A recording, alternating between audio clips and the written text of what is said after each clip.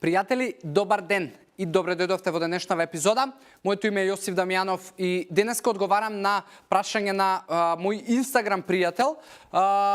Предпоставувам се вика Јоцо затоа што не можев да установам од неговиот Инстаграм профил и Инстаграм име како му е точно името, али како и да е, no problem. Фала ти за прашањето. Многу добра тема, многу добро прашање, ќе го погледнеме и ќе се вратиме назад.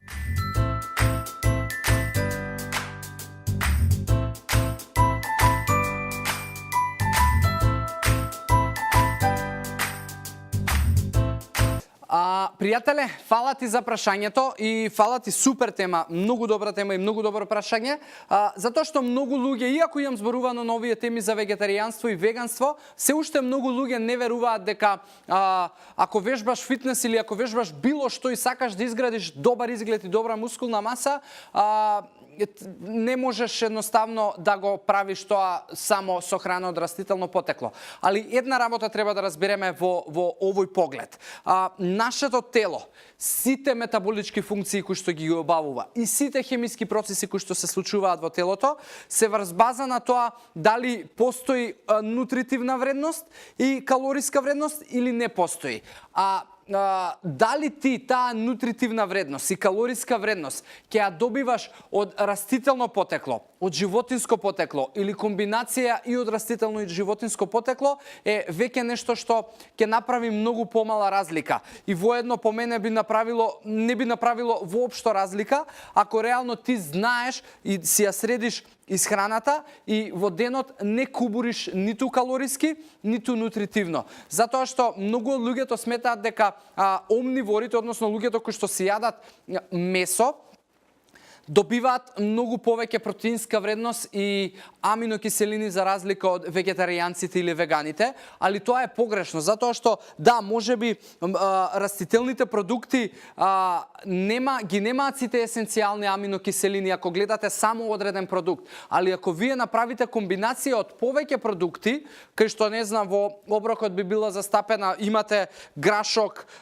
ориз и не знам и печурки, у тој случај ќе успеете да ги запазите и да ги внесете сите есенцијални аминокиселини. Или ако јадете и конзумирате соја, самата по себе ги има сите есенцијални аминокиселини. Она што е проблемот и кај тебе и кај многу луѓе е тоа што не сме навикнати ние да исфрлиме храна од животинско потекло или да исфрлиме барем месо и при тоа не знаеме дали внесуваме доволно протеини, дали внесуваме доволно калории и се уште тоа ни е табу тема, али дефинитивно нема никаква разлика. И ако сакаш да изградиш мускулна маса или тоа да биде стомачни сикспек или не знам, било што сакаш да направиш, можеш да го направиш и на двата начина. Околу ставот дали е овака подобро или е онака подобро, тоа е лично убедување и личен избор, затоа што за тебе можеби ќе биде подобро да си јадеш комплетно се што има во исхраната, и млечни продукти, и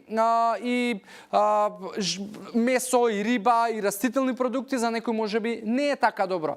Се е тоа индивидуално и се е тоа врз основа на како моето тело реагира и какви се резултатите на секојдневно ниво кои што јас ги добивам, дали се подобри на оваков начин или на таков начин, бидејќи секој од нас има различен метаболизам, различна генетика, различен дигестивен систем. Тоа се комплексни теми за кои што сме начнале можеби некаков муабет, али у секој случај може и на едниот и на другиот начин, нема никаква дефинитивно разлика. Работата е само ако не јадеш животинско потекло или ако не јадеш само месо, да најдеш начин како да протеински го задоволиш телото преку растителните продукти и растенијата.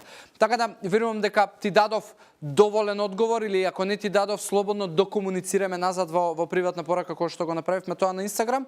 И нормално секој од вас го охрабрувам, ова се супер теми, ако имате можеби уште идеи и прашања, јас сакам да зборуваме за овие теми, да разрешуваме можеби одредени дилеми, митови кои што се уште кружат и постојат во нашето општество и во нашите глави поврзани со тема исхрана и активен животен стил. Фала ти уште еднаш и нормално на сите вас кои што ја следите оваа содржина ви се заблагодарувам. Ни останува да се видиме во следна епизода. До тогаш ви посакувам здрави животни навики и убав ден. Чао, чао!